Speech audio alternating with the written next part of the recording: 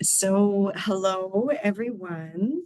Welcome to the George and Fay Yee Centre for Healthcare Innovations sixth session of the 2024-25 academic year of the Patient Engagement Lunchtime Learning series. So my name is Marianne, and I'm part of the CHI Patient Engagement team, and I will moderate the session for today. So just a couple of housekeeping items before we get started. The series is accredited by the Royal College of Physicians and Surgeons of Canada as a group learning activity. It may also be eligible for credits towards requirements of other professional bodies. We have auto transcription enabled, which can be toggled on or off at any time using the captions button at the bottom of your screen. Should you have any questions or comments, we invite you to submit them using the Q&A feature, also located at the bottom of your screen. This Q&A feature will also be used to submit responses to interactive activities during the session. So please take a moment to familiarize yourself with it. If you prefer, you may also submit responses anonymously. This session will also be recorded and available for viewing afterwards, and attendees will receive this information in a follow-up email after the event. And so for today's session, we welcome Chelsea McPhee, Tanish Rajendran, and Nicole Holohan from the Newfoundland and Labrador Support for People and Patient-Oriented Research and Trials Unit and Quality of Care Newfoundland and Labrador. Chelsea is the Engagement and Capacity Development Lead, and in this role supports researchers, people with living experience, health professionals, and others learn about and do patient-oriented research. Nicole supports the unit as a research assistant and brings a wealth of knowledge in clinical, interventional, and community-based research. Tanish is the knowledge translation lead and senior PhD candidate at Memorial University of Newfoundland, where she has over 7 years of experience in biomedical, quantitative, qualitative, and health policy research. So I will pass it over to our wonderful presenters. Thanks so much, Marianne. Can everybody see my screen okay? Chelsea, it's on presenter view. So you're seeing the wrong screen then, Tanish? Yes. Okay, sorry.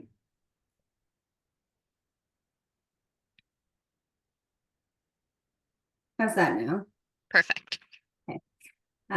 Thank you so much for the lovely introduction, Marianne. I feel like we have very little to do left to introduce ourselves, but other than to say welcome everybody and thanks for having us.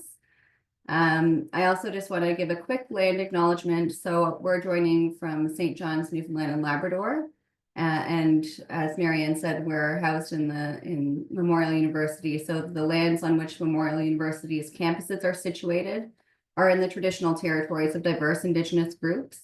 So we acknowledge with respect the diverse histories and cultures of Beothuk, Mi'kmaq, Innu, and Inuit of this province. Nicole and Tanish, I don't know if you feel like we need to add anything about who we are, or if you want to say hello. I guess we can say a quick hello. Hi, everyone. I'm Tanish. Well, it's Tanish Rajendran, but I go by Tanish. Thanks, Tanish. Here to say hello as well. I'm Nicole. So yeah, I'll be monitoring the chat and stuff. If anyone has any questions or anything, feel free to ask away as we go. Wonderful. Yeah, so I'll start us off and I'll pass it over to Tanish in a bit. And as Nicole said, she'll be keeping an eye on the Q&A. So if anything comes up and you'd like to ask a question or something as we go along, feel free to do that. We have a couple of activities planned throughout, so hopefully you're in a sharing mood. And there'll be an opportunity for questions at the end as well. Can everybody hear me okay? Okay. Wonderful. So I think you all know the objectives of the session if you registered, but just so you know, we're here to talk to you a little bit about knowledge translation, and it'll be a pretty introductory knowledge translation informational session. but hopefully we can tell you some things that you hadn't thought about when you're thinking about how to share your research and evaluation information, and how to conceptualize those kinds of plans as it relates to patient-oriented research. And we chose this topic because we were trying to decide, where we might fit in the Patient Engagement Lunchtime Learning series. And aptly enough, because of the name, a lot of the sessions were relating to patient engagement. And so we thought maybe we could talk about the other side of that patient-oriented research coin.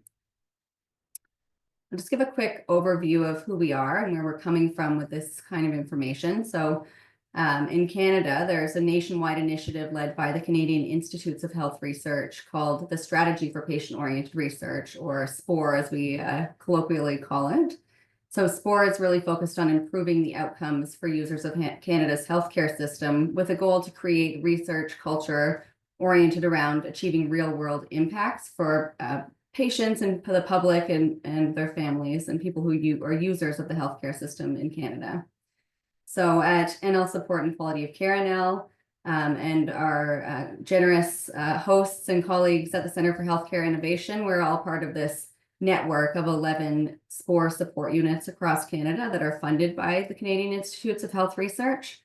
And we've all kind of come on board at different times. So we're at different stages. I mean, most of us, or many of us, came on, I think, around 2013. So we've been around for some time. So we are seeing that kind of shift in the culture across Canada and how research is being done. And then SPOR also supports several disease-specific research networks and supporting infrastructure like the Canadian Data Platform, who you might know as Health Data Research Network Canada. So I'm saying all this to you because, there is a whole host of resources at your fingertips to help support you in your patient-oriented research journeys. And we'll talk a little bit about some of those as we go along today. Not to mention, it's just a lovely kind of community. So we regularly meet with our national colleagues in communities of practice. And so the science around some of these concepts that we're going to be talking to you about is really well developed and shared across that network. So as we said, we're with NL Support. We're in St. John's, Newfoundland, and we are housed in the one university here, Memorial University. We have joint funding from our provincial government and several partners, including the research programs Quality of Care, Newfoundland and Labrador, and Choosing Wisely, Newfoundland and Labrador, as well as the Centre for Analytics, Informatics, and Research. So all of us SPOR support units have different matched funding and different partners, and collectively, that means we have access to a variety of knowledge user groups, the definition of which I'll get to in a minute. And so many resources, as I said, that you can find pretty easily online or by reaching out to folks like us. So we'll start with a question to you all. What do you think of when you hear the term knowledge translation?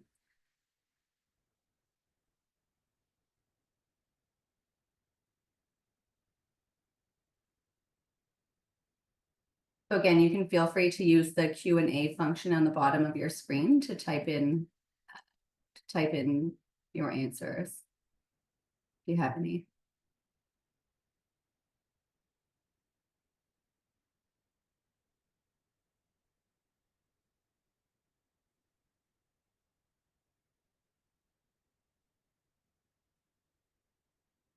Hey, Leanne, sharing evidence for action. Yes, thank you.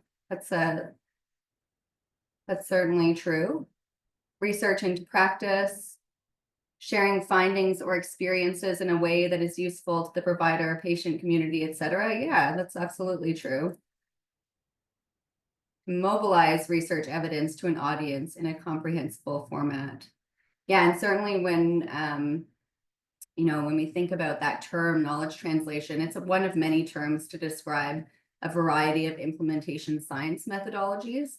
So you might also hear knowledge mobilization pretty synonymously with knowledge translation.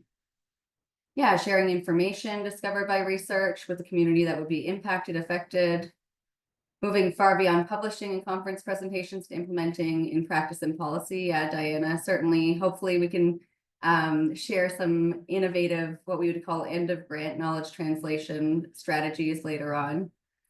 So those are all absolutely correct. You know, it is about sharing findings. It's about moving research or knowledge into some sort of action or practice. And I love that many of you emphasized that knowledge user group. So actually thoughtfully considering who needs to know about the research evidence and how you're going to reach them. So hopefully we can help you with some ideas on how to do that. It's not a new concept. So way back in the 200s AD, there was a Roman philosopher, Plotinus, and there's a famous quote by Plotinus where he says, "Knowledge, if it does not determine action, is dead to us," or at least that's what he's purported to have said. So absolutely, that echoes a lot of what many of you just responded in the activity. We're looking to actually do something with research so that it doesn't just sit on a shelf somewhere.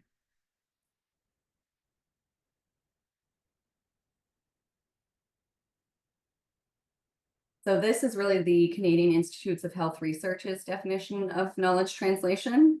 We have a bit of a running joke that the definition isn't very plain language and isn't actually a good example of knowledge translation because many people wouldn't know what synthesis, dissemination, exchange, or ethically sound application of knowledge might mean, especially if you were reaching out to a public audience.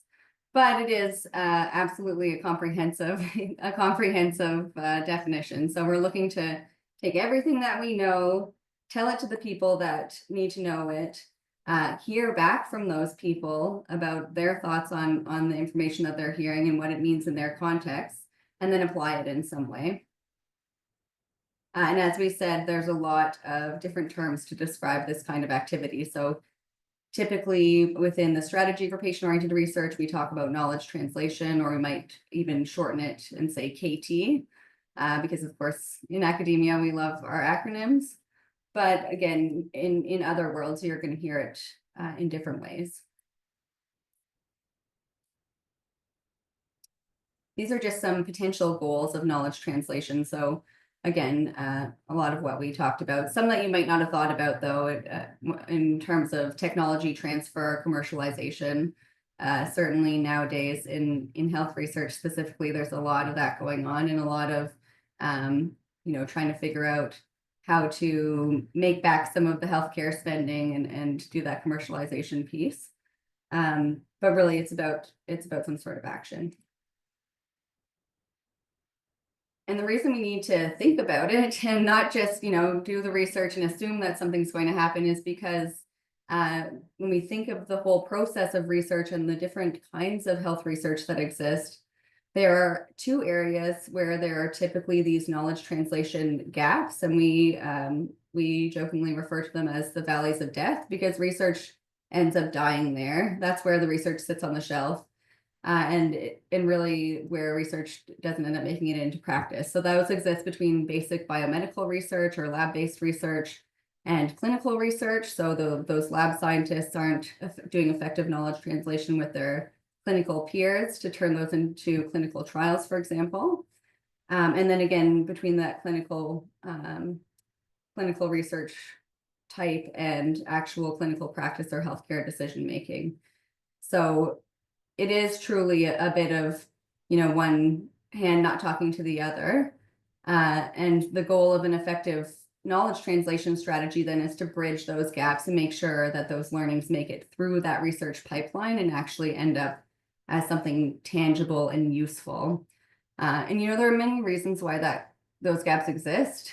If you're from that academic world, if you've gone through any post-secondary degrees and you've done some research, you know that oftentimes in academia, we start with a look at the literature and we identify a gap in the literature on whatever topic area, and we focus our research on that gap without ever talking to anybody, except for our supervisor maybe, about that topic area. So that's one reason why, because it could be that, yeah, there's a gap, but also nobody needs to know that information, or that information doesn't address a problem that anybody is actually encountering. So with patient-oriented research, then we're looking to grow and include more perspectives on our research teams so that they can inform the kinds of research we're doing, the questions we're asking. And that leads us to ask, who are we trying to engage? And as I said earlier, patient and public engagement and knowledge translation, I like to think of them as two sides of the same coin.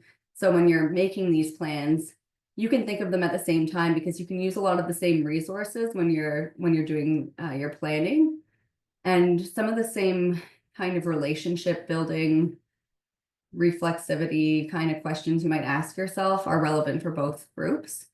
But essentially, when we're thinking about the lived or living experience perspectives that you would want to engage in research, you're asking about who is most likely to be impacted by the topic and the research outcomes, and also who might be differentially affected or who's going to experience this phenomenon differently than the majority, for example. Whereas with knowledge translation, what you're thinking about is who needs to use the results of the research and who has the authority and the capacity to make change in the system based on those results. Sometimes, and I mean, I think we'll get into this a little bit later, sometimes that is an individual, sometimes that might even be a patient or a person with relevant lived or living experience of a specific condition, because you're asking them to make health or well-being behavior change. But oftentimes it's folks like policymakers or system administrators. There are typically two types of knowledge translation. So the one that many people are more familiar with is that end of grant knowledge translation. So, you've done your project, you need to figure out who needs to know about it. You reach out to those folks and you tell them about the results in some way. And that's certainly an important part of knowledge translation. But in patient-oriented research, we emphasize the integrated knowledge translation. So it's thinking about who those groups are at the conceptualization stage of a research project so that you can decide, whether you want to involve them right at the beginning, and in which case they might feel like they have more agency over the project. They know about it earlier on. They can identify some of the contextual challenges that you're likely to come up against, so that you can address those beforehand instead of, coming out of it with a really nice product. Maybe you've made a website or something, a patient resource, only to find out that it doesn't work in the system that is currently in use, right? So if you actually talk to those folks from the beginning and do good integrated knowledge translation, you get that fuller contextual picture from the beginning. And also the people with that authority that we were talking about feel like they have some agency and some responsibility over the project. So they're, from a social psychology perspective, they're more likely to actually do something with the research at the end of the day. And again, like, you can think about that very much in line with how you might think about your engagement of people with relevant lived or living experience plans, because we're talking about, identifying who those folks are, working with them to determine the best way to engage them in the project. So when and where they're going to be engaged, and I'll talk about that in a second. And it's really a reciprocal kind of a relationship. So I just want to point out, again, we talked a bit about resources. There are a ton out there, but there's a really great knowledge translation planning template that was made by Sick Kids. And I think Nicole's going to share the link there in the Q&A, if you can, Nicole. I've learned that I can't share links, but I can respond to people's questions. So I might try to answer live and share it that way. You can see it. Sure. If not, we can compile the resources and send them afterwards. Yeah, definitely. We'll be sharing these slides certainly with Marianne, and so she can share these out, and we'll make sure the links are in there. But you can see, so this is the first page of the planning template, and it asks, if you walk through it step by step, it asks you to identify who your project partners are, talks a bit about that partner engagement piece before getting into, what kind of expertise might you need for knowledge translation.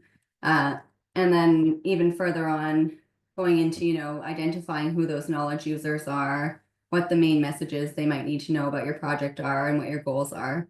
And you might not know what your main messages are right at that beginning stage if you're doing great integrated knowledge translation. But it's still a great template to kind of keep open as your project progresses and to keep revisiting these questions as your project progresses, because it's really comprehensive. So I'm going to finish off talking a bit more in depth about integrated knowledge translation, and then I'll hand it over to Tanish, who's going to tell us about the end of grant piece. So we've talked a little bit about knowledge users already, but that's really the first place to start, is identifying who are your knowledge users and, you know, why and what would they find important about your work.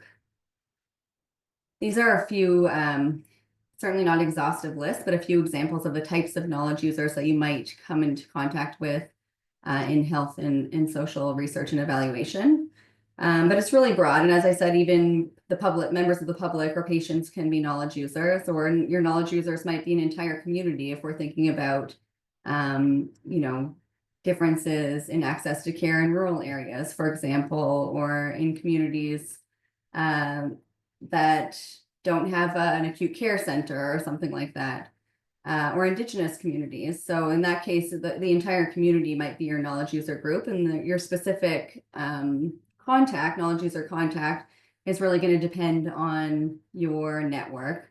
And with that in mind, that's it. You just have to start talking about your research starting with the people that you know and the people that you can easily access.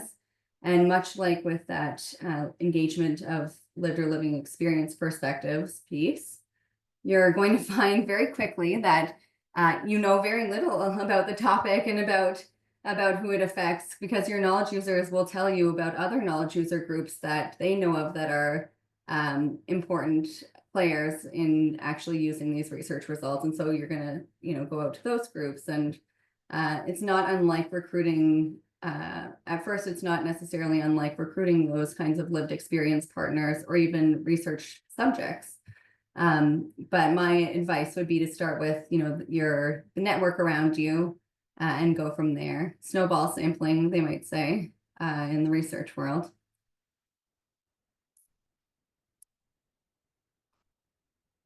You might be very familiar with this tool. This is a widely used tool from the International Association for Public Participation, or IAP2 spectrum of engagement.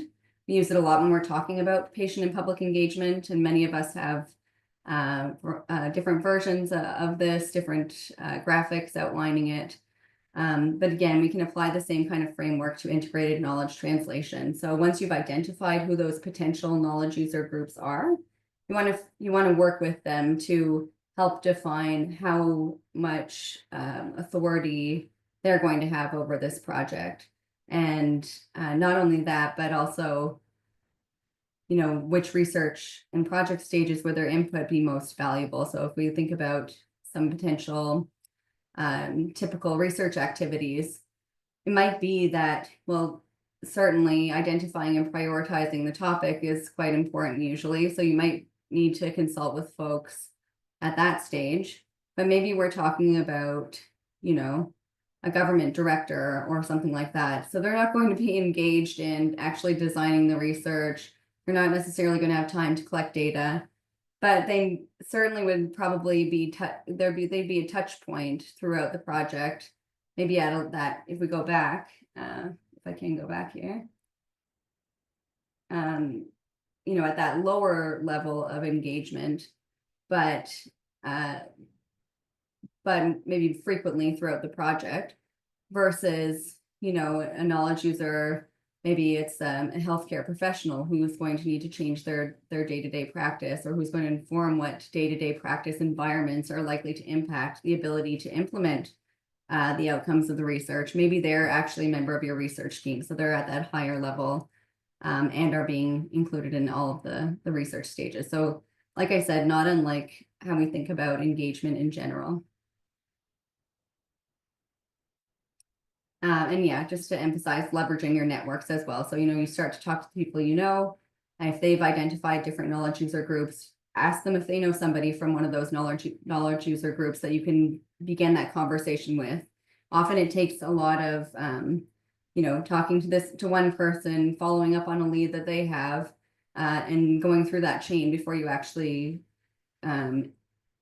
recruit and engage the right knowledge users for your project, and that's okay. Tanisha's going to tell us a bit about end of grant KT, but before I hand it over, I just also want to emphasize that and Tanisha's going to give a bit more detail about this, but along with identifying those knowledge users, and starting those conversations early and reaching out to your networks, you also want to think about the kinds of language that is most palatable to each of those knowledge user groups. So, if it is a policymaker, you might be doing a policy brief note, or you might, for the public, for example, if you need to recruit a knowledge user from a public group, you're not going to be giving them all the academic literature background on this topic to entice them to become engaged in the project. You're going to tell them about why it's important to them in language that is accessible to them, and in an avenue that's accessible to them as well. So Tanisha, I'll hand it over to you because you're going to go into a bit more detail about some of that. Yep, perfect. Okay, so now that we have a good understanding of integrated knowledge translation, it's now important to discuss end of grant knowledge translation, because the purpose of, or one of the purpose of engaging with all your knowledge users and identifying areas where you can interact with them is so that the knowledge you produce in your project or that comes out of your research is actually of use in a larger context, whether it's to one or two knowledge users or the field that you're working for and whatnot. So even before we go into the different types of end of grant knowledge translation tools, it's first important to understand the language around it, as Chelsea mentioned. So this is where plain language communication really comes into play, because you first need to understand your audience to essentially write out briefing notes, infographics, and different types of knowledge translation outputs so that it serves its bigger purpose. So an example of that is this checklist from, again, the Hospital of Sick Children. And they have wonderful knowledge translation tools, and we'll be sure to share it with the slides and probably a follow-up as well. But for example, the two important components in this plain language checklist is knowing what is the single most important thing, as well as actionable message. Because at the end of the day, it's really important to deliver what your research or what your project's main purpose is and what's your main finding and how we can use that, or how your knowledge user can use that. So if it's a general public, and let's say if you're studying about something to do with exercise, then your message would be something to do where the public has a behavioral change, for example. So understanding your audience, key messaging, and also understanding what's the best format to reach your audience. So again, if it's the general public, then maybe social media would be a large platform that you can subscribe to. Or if it's policy stakeholders, then briefing notes, as Chelsea mentioned earlier. Yeah, sorry, And if I can just jump in for a second. I mean, this is a great tool for the end of grant knowledge translation piece, but it's also something to keep in mind as you're going out to recruit those knowledge users, right? Like that's exactly how you want to frame it, is at this stage of your project, with what you know about the project at this stage that you're at, what's the most important thing for that knowledge user, and what's the actionable message? Join the project, or join my advisory committee, or let me touch base with you at these checkpoints. So yeah. And another important thing to keep in mind when we're talking about plain language is that there are certain elements of plain language that we can go over to make sure that it is accessible. So make sure that a variety of your audience are able to understand what you're trying to deliver. Usually plain language means it's spoken in active language, and it could be specified to your audience and made appropriate that way. And also clear and concise. You want to get to the point as quickly and as clearly as possible. Usually it helps that if it's something that is conversational and direct, as well as easy to follow. So having all these elements really helps deliver your KT products at the end of the day. And to kind of demonstrate how important each of these elements would be, we have a very fun example and an activity lined up right after. So in the next slide, we have here something that was in the Massachusetts Department of Public Works. Like, it was actually on their website and it was published for the general public to read. And the phrase they used was ground-mounted confirmatory route markers. Can anyone guess what they're trying to say with that sentence there? I'll give it a quick second to see if we have any responses for that, because it sounds like such a convoluted way of delivering this message. Yes, we have an answer here. Stop sign. That's exactly what this is. It's like general road sign. And instead of saying a road sign or a stop sign, we have this convoluted sentence here for us. And so to kind of go through an activity where we're actively using this plain language, here is a very short abstract. So take a moment to read the abstract and try to identify what is not written in plain language. And then I'll give you an example of what a plain language summary of this abstract would look like. And while everyone is typing or reading this out, I'll read it out loud just for the general audience as well.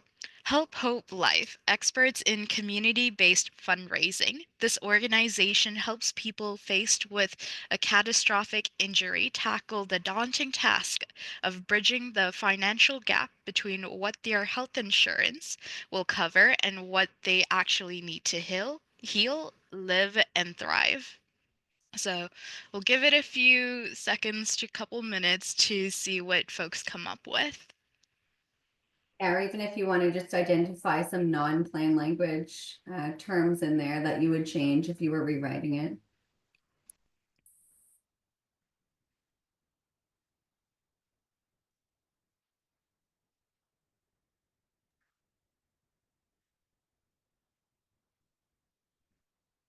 And this was a really good example because, like, if you have an academic background, like reading it, you're like, absolutely, that makes total sense.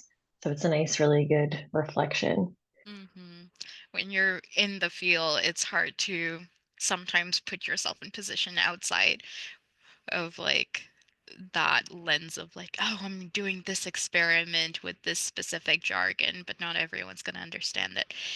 I think, Nicole, that's a really good point because especially with academics and researchers, they have the hardest time with this. And that's another way that engagement and integrated knowledge translation can help your project, because if you actually involve those people who are not, often writing for publications or writing academic papers, they can read this and say, this is nonsense, and this is why this is nonsense, and here's how you should change it, right?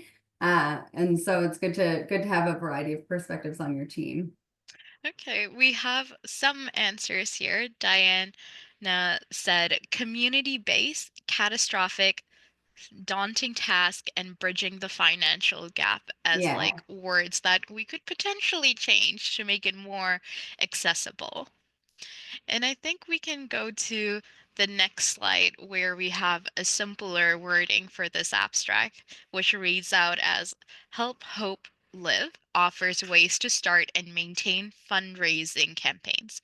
You can use money from these campaigns to pay for health-related costs that insurance doesn't cover, which basically delivers the same message as the earlier abstract, but just in a more straightforward, simple way. And it's also easier when you're reading it out on paper as well, as to not get lost in the words and jargons. I'll say too So, that you get better with practice. So it is a skill that you need to like actually actively practice at. And so even this, like now I could think of words that in this that we might be able to change. So you can keep getting better and better at it. it's always an ongoing process. There's always changes in language and culture that we keep trying to incorporate as we go on with our research and work. So now that we have a brief understanding of what plain language is, let's talk about end of grand knowledge translations, but more so on the traditional channels. So usually when you think of end of grant knowledge translation, we think about presentations, we think about manuscript writings and publications and things like that. But often some of the best knowledge translation tools when we're reaching a wider audience, especially patient partners, the public, or other stakeholders, is through non-traditional channels. So let's go over some examples here. The first one we have is through social media. It's the most commonly used, especially when it comes to recruiting partners, advertising your study, and finding. So an example up here is of one of the researchers that we work with here at Memorial, where they have their lab Instagram and they share again some of the work that they have done, calls for participation and whatnot. It's digestible form of information when it comes to research.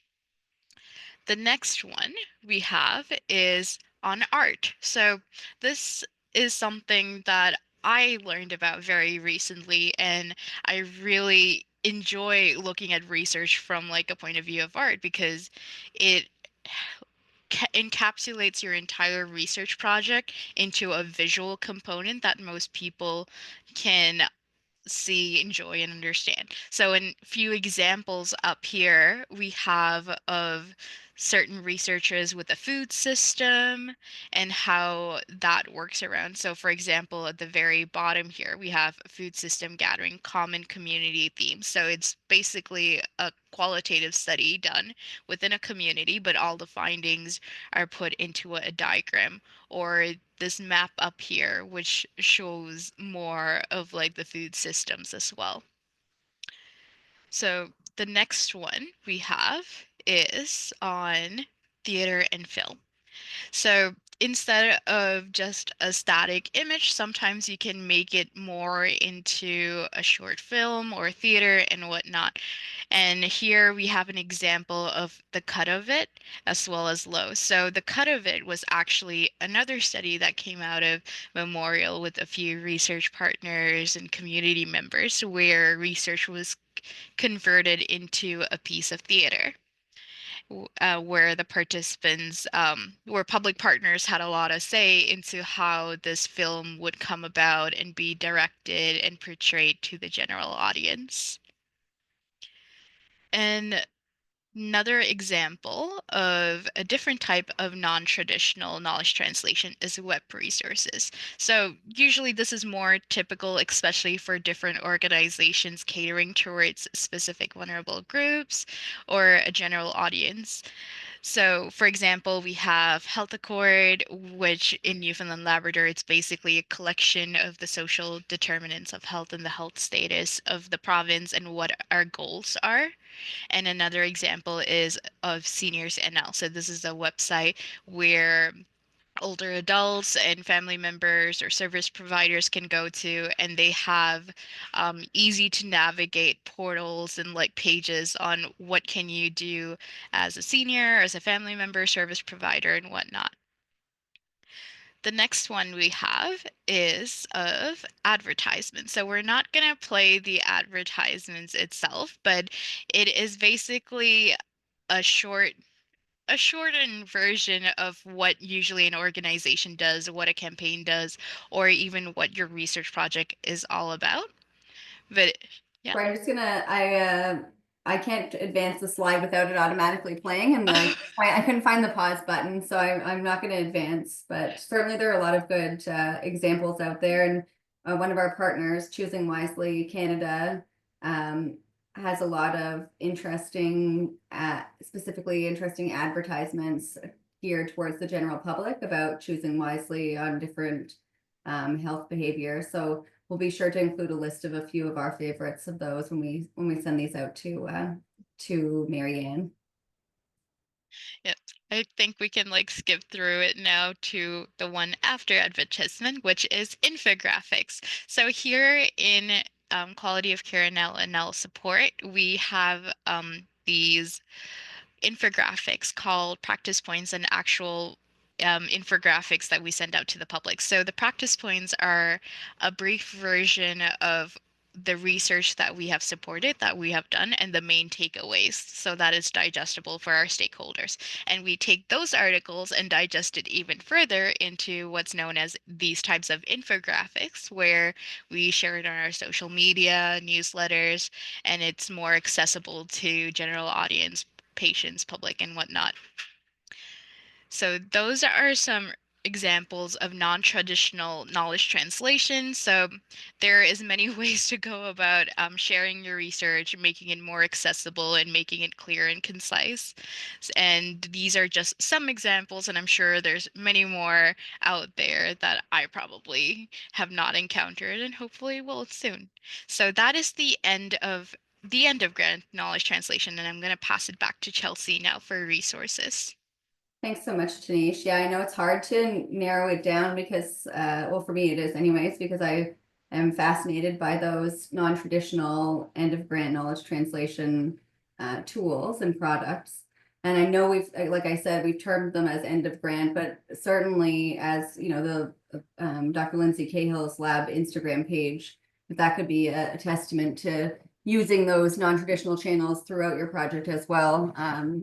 Certainly they're a good tool for recruitment of partners and participants, and also sharing preliminary results if that's appropriate to do, or just getting the word out about the topic area.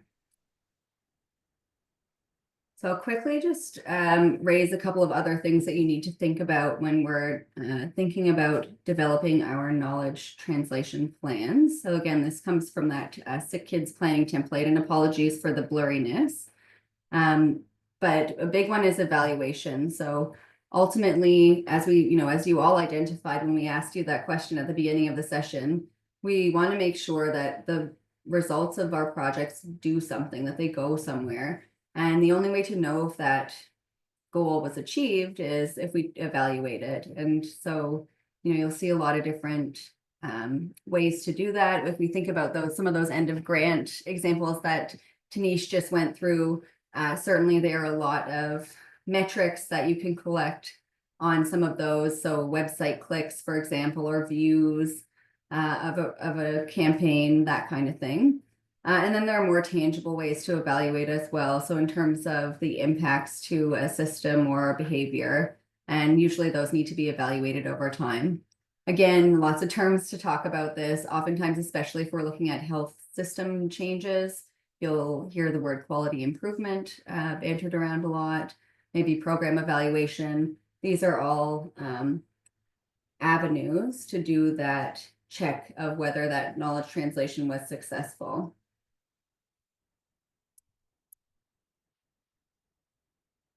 When you're considering knowledge translation, again, you need to think about what other resources and the budget. Budget's a huge one. So, if you're going to do an ad out to the public, that's going to cost you quite a bit of money, especially if you're working with a digital or content creator, or if you've got a campaign on the go and you might need a campaign manager. If you're thinking about buying time slots on TV or on the radio, all those kinds of budget items that you might not consider in traditional research, then need to be considered.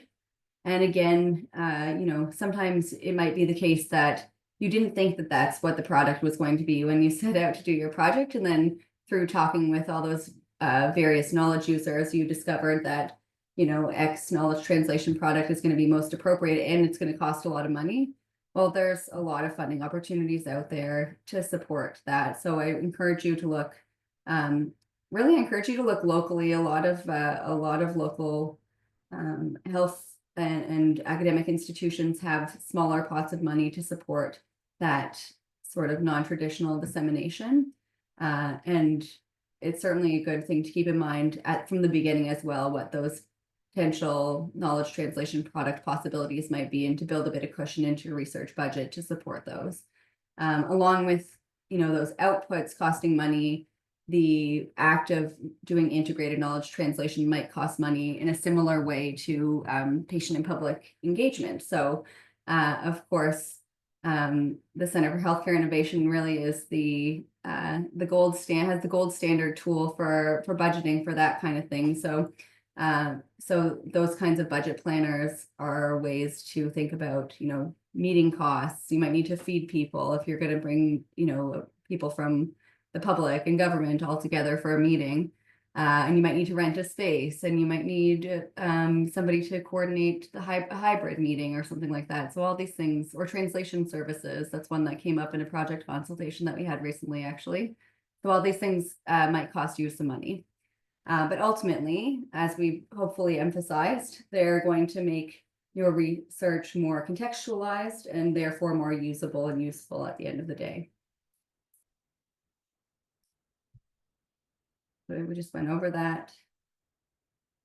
And I guess I know we're going to open it up to questions here, but I'll just finish off by saying and reiterating that there are resources to support you, not just funding resources, but you know, most of us SPOR support units and networks have a variety of resources on our websites, including help with specific facets of planning. I know we've gone over pretty bird's eye view introductory kind of resource sharing here. But as you start to actually practice doing this and start to get in the weeds of doing it, you will come up against questions that you never considered. So again, like I think I can use that as an example. We did a project consultation recently that related to potential language barriers in the healthcare system. And so even thinking about how to engage those folks with the relevant lived or living experience in that case, you're going to come up with those same communication barriers if you're, you know, if you're an English speaker and they're not an English speaker. So it's thinking outside of the box a little bit. And certainly there are resources to help you to think about those questions in advance and to get you reflecting on what some of those barriers might be in advance, so that you don't run into a place in your research where you feel like you're at a stopgap. And that's just some links, because we're going to share this with you after. We did have a last activity, if you're interested. I know it's a little bit difficult through the Q&A function, but maybe we'll give it a go, because we do have a bit of time here. And or we can just open it up to questions depending on what folks prefer. So the activity we had was we kind of came up with a very broad research topic. So imagine you're a researcher investigating the effects of light exercise during pregnancy. And we have a couple of questions for you to reflect on there about, you know, who those knowledge users might be and where they might be engaged. But certainly, you know, thinking about that question, if you wanted to try to identify some potential knowledge users, that would probably be sufficient.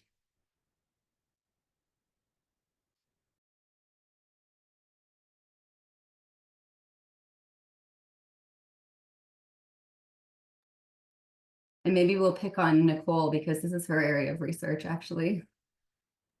It is. Give folks a minute to think about who might need to be, who's going to need to use information about a project on the effects of light exercise during pregnancy, and then we'll pick on Nicole to fill in the blanks.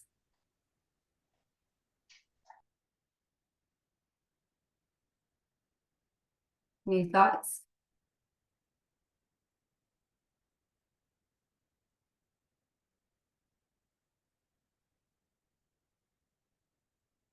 Yeah, so some pregnant people, certainly, midwives, physicians, gyms, trainers. Yeah, those are good thoughts. Pregnant people, certainly, yeah. Love the use of pregnant people. Yeah. Family physicians, gynecologists, yeah, other healthcare professionals. Oh, parent-child groups, that's an interesting one, yeah. Certainly, if we think about, you know, if you were trying to encourage people to do light exercise, you might want to target parent and child groups to tell them about the exercise options that exist for pregnant people in their area. That's a very good one. And of course, you know, gym folks and trainers would be potentially important for them to know about the considerations of doing light exercise in pregnancy, and if there were any potential complications or things that they would need to know if they were training someone who was pregnant. And yeah. Anyone else there, Nicole, that you engaged or that you identified as potentially needing to be engaged when you were doing your master's research? I guess exercise experts in general in both contexts. So consulting with exercise experts to look into the different types of light exercise, because exercise is very variable, and then taking that information back to the research, but then also in the knowledge translation side of things, going back to the experts and like, this is what we found, and putting it into practice then so they can use with clients who are pregnant. Yeah, definitely. And I mean, and I know many of you identified pregnant people, so certainly you might, you know, if you were the researcher, you might say, well, those are our patient partners or our lived experience partners. But if you're expecting them to do something with the research, like do exercise when they're pregnant, then certainly you would need to know about the factors that affect whether or not they do that exercise and what kinds of exercise are most comfortable.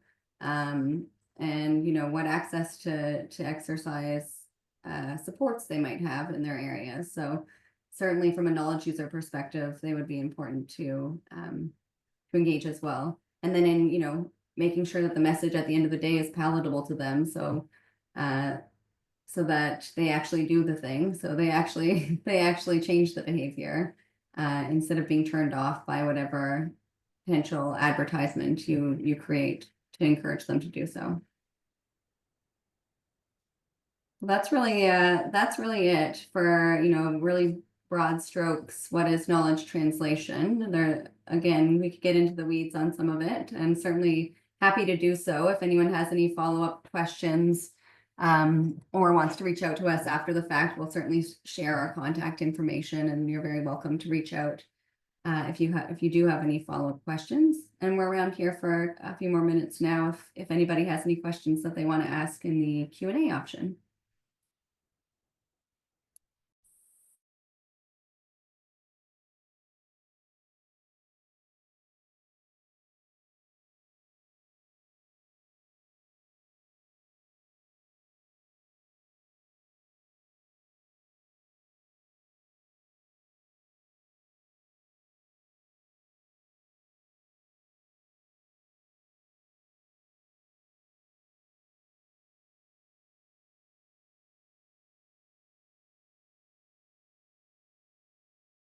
I think this QR code just brings you to our newsletter, Tanish.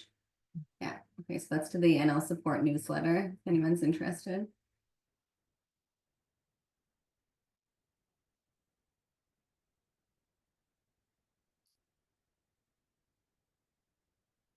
No questions? We did a great job. We covered it all. You even don't need to know anything else. Ready to go?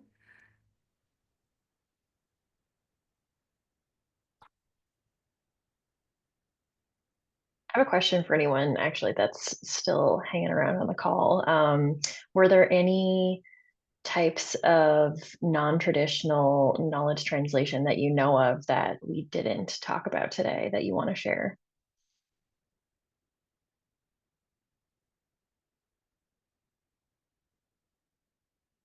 Oh, Carolyn, go. Yeah.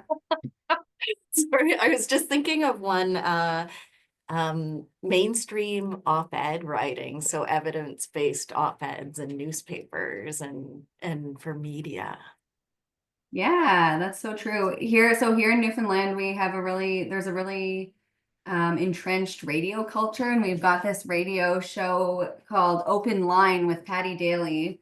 And so I'm from Ontario originally, and as an Ontarian, it baffled me when I first moved here that like every day there's Patty on VOCM radio just accepting random calls from the public, and they're mad about things and they're trying to, you know, promote this and that, and it's fascinating. But it's such here in Newfoundland, it's such a wonderful knowledge translation tool, because you can literally just call up Patty. You can give them advance, you know, some of the researchers might give them advance notice to say they're going to call in at a certain time and talk about what they're doing, right? And say, people need to know about this, or, you know, this policy should change because of this, and, you know, give some background on it. It's wonderful.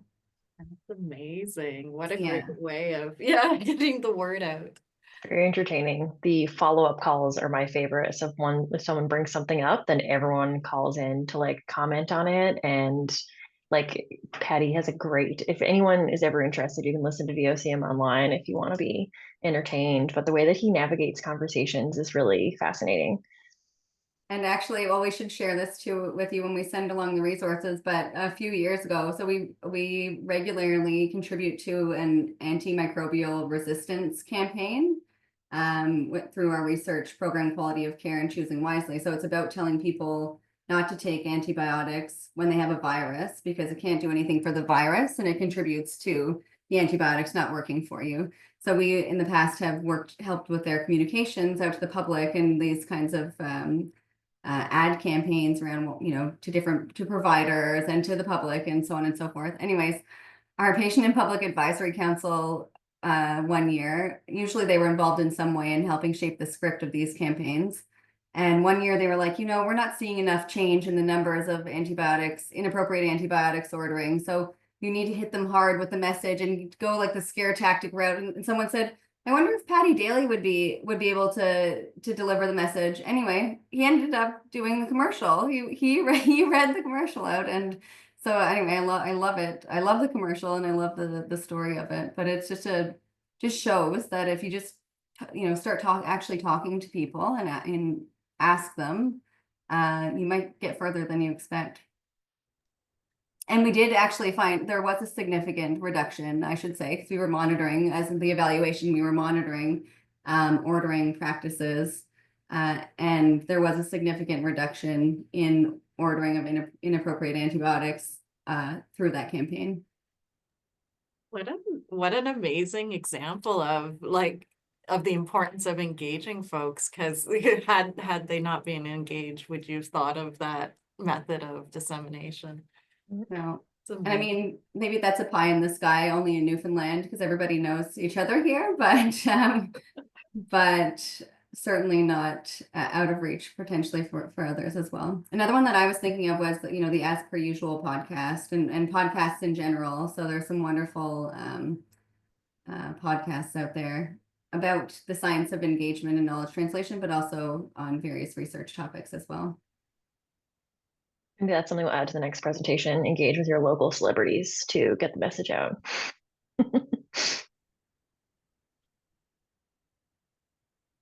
Oh, Marianne, you're muted, sorry.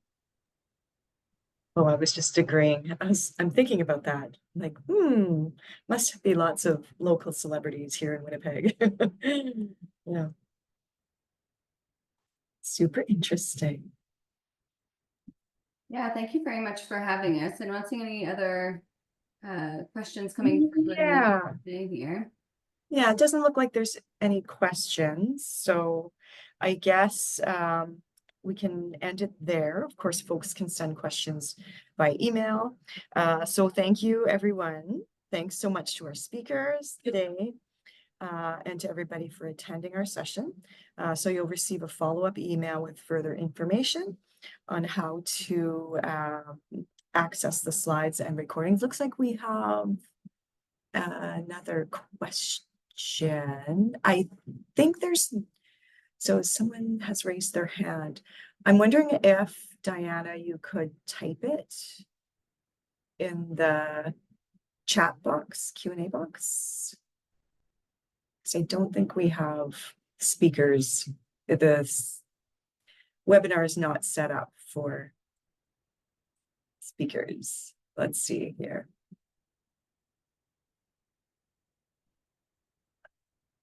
Just gonna wait and see if there's some.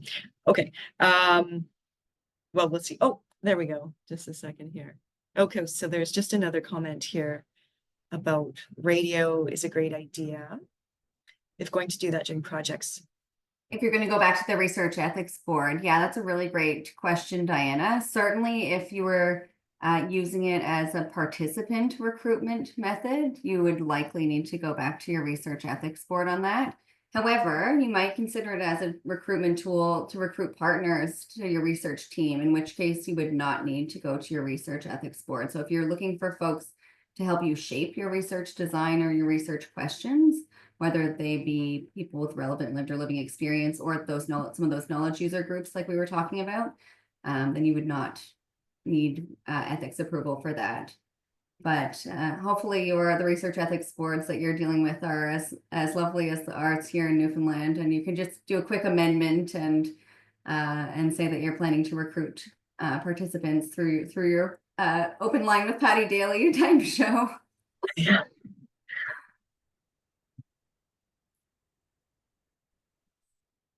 Great. Yeah.